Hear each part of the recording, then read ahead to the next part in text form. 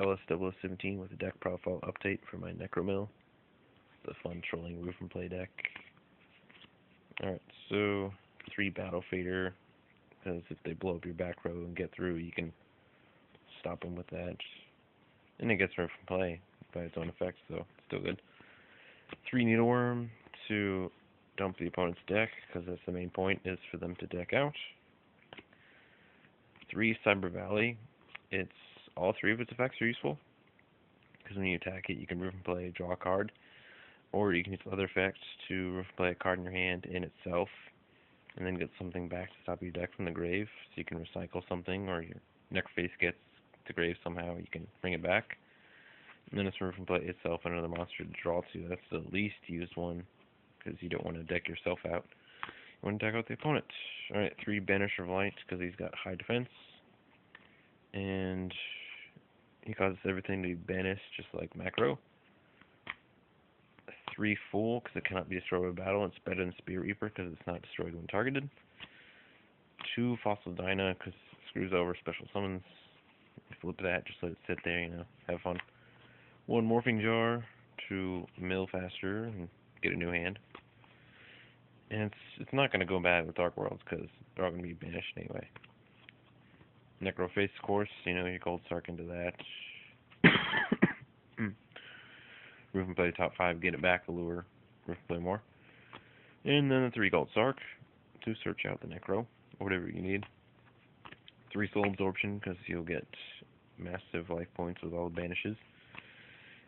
3 Gravekeeper's Servant, because when you have something that causes cards to be banished instead of going to grave, they cannot attack because it requires them to send it to the grave, and that's a requirement. It's the cost. And they cannot fulfill that cost, therefore they cannot attack. Dimensional Fissure, monsters banished.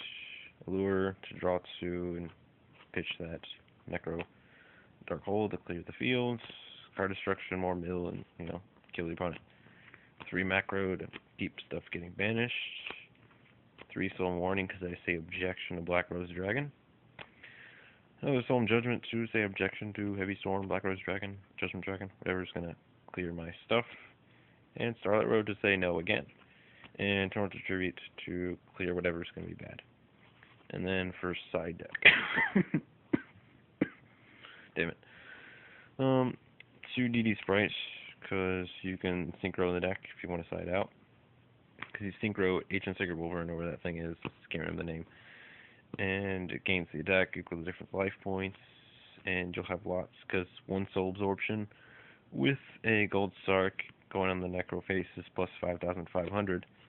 1 random Dark Bribe to do whatever, scapegoat, stall. Return for the different mention, it actually has a loop if you don't have, like, Macro or Banisher on the field. If you activate this, you get back your Necroface. You get back Necroface and Cyber Valley, and then you use Cyber Valley's effect to remove and play another card in your hand, and then return this on top of your deck. And then use another Cyber Valley's effect to draw 2, you get this, and you can just keep returning it back, drawing 2 to get it back, and then enter, Necro mills 5. And if you have Soul Absorption on the field, when the stuff gets back from play, you'll just get massive life points, so it won't really matter. 2 Swords from stalling crap. 3 Doomlords, because it totally obliterates X-Seeds, because it banishes it for like 2 turns, basically. Level in Area B, more stall, not good against X-Seeds, so I have it inside. Another Gravity Bind, the kind of things. And 3D Scout Planes, because it's a good stalling card for reoccurrences. So yeah, it's really consistent and good. Comment, rate, subscribe, whatever.